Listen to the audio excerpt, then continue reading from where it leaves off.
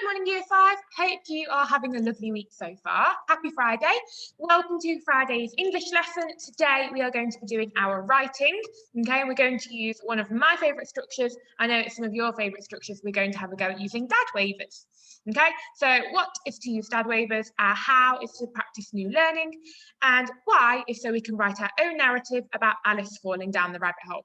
So this week we've been summarising our first chapter, all about Alice following the rabbit, falling down the rabbit hole, reaching the bottom of the hole, and then also trying to work out how she was going to get into the garden in Wonderland.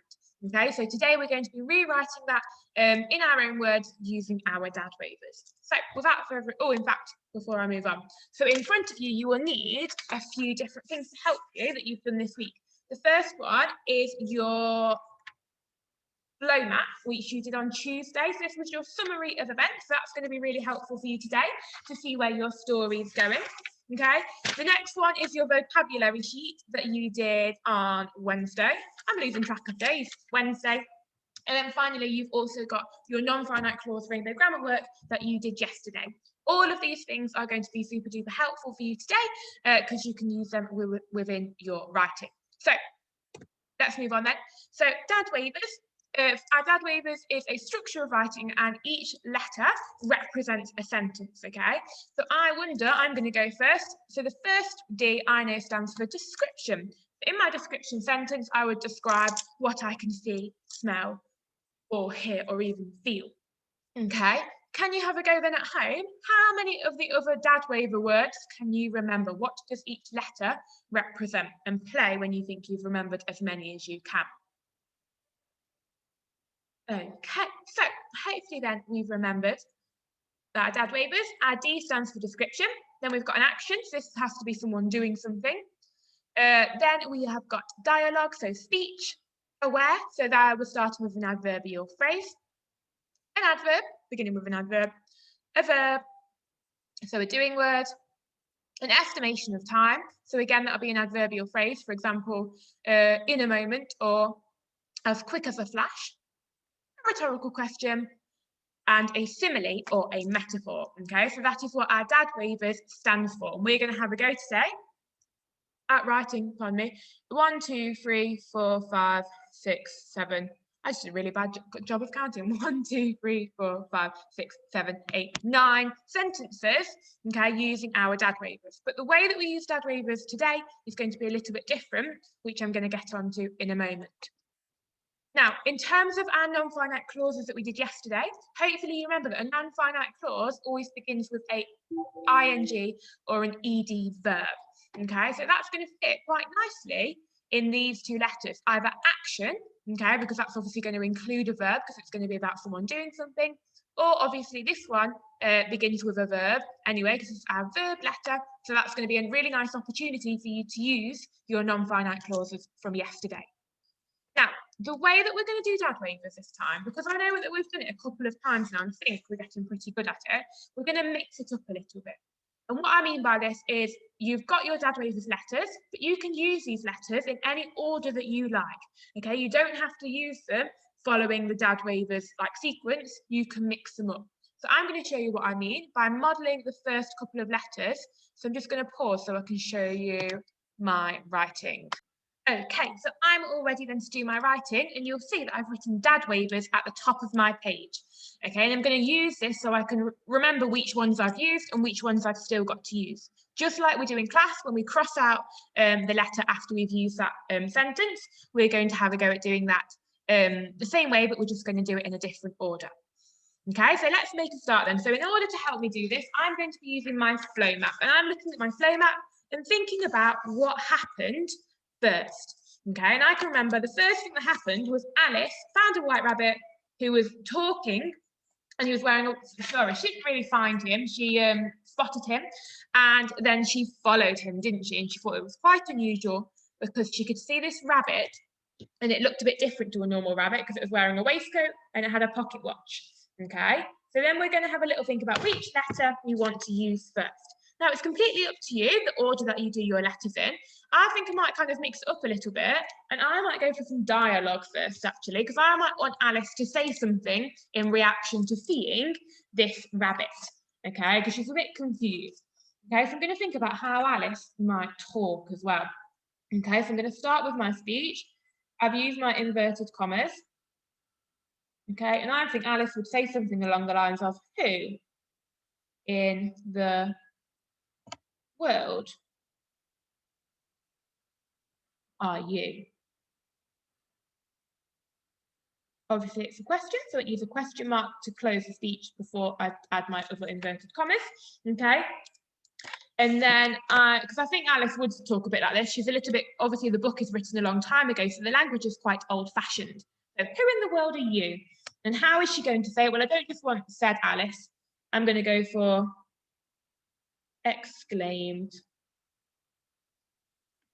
Okay, again, you can use that word map that you have for your dad waivers, which is in your learning pack, to look for words like this. So our verb there, rather than just saying said. Okay, just going to add a little bit of a subordinate clause to give a bit more information. As she started. Now, this was a phrase that they used in the first chapter that we spoke about a little bit, which is obviously a bit different to how we speak, because we wouldn't say she started her feet, but that was similar to the language that Lewis Carroll used. So, who in the world are you? Exclaimed Alice as she started to her feet. Okay, and I know that I've used my D for description, okay, which is my second one, so I'm going to cross that out so I can remember that I've used it. I'm thinking now about what I want to write about next. Okay, so I haven't actually told the reader who she's talking to or what she's talking about yet. So now I'm going to add a little bit more information about the rabbit. Okay, and I'm going to use this as an opportunity to use my non-finite clause, because I'm going to describe what is the rabbit doing. I'm going to begin my sentence with an ing verb, and I'm thinking, well, how would a rabbit kind of move? Well, this rabbit, I think, is going to be kind of skipping. Okay, skipping or hopping. So I'm going to go skipping across the gardens. Remembering a comma after my non-finite clause. How am I going to describe the rabbit? Well, I might actually say the waistcoat wearing rabbit. The waistcoat wearing rabbit, to use an expanded noun phrase there to describe him. And what was he doing? Well, I can remember he was a bit late for something and he was kind of checking his watch, wasn't he? And he was rushing. Okay, so I'm going to say the waistcoat wearing rabbit appeared. So seems to be appeared to be on a mission.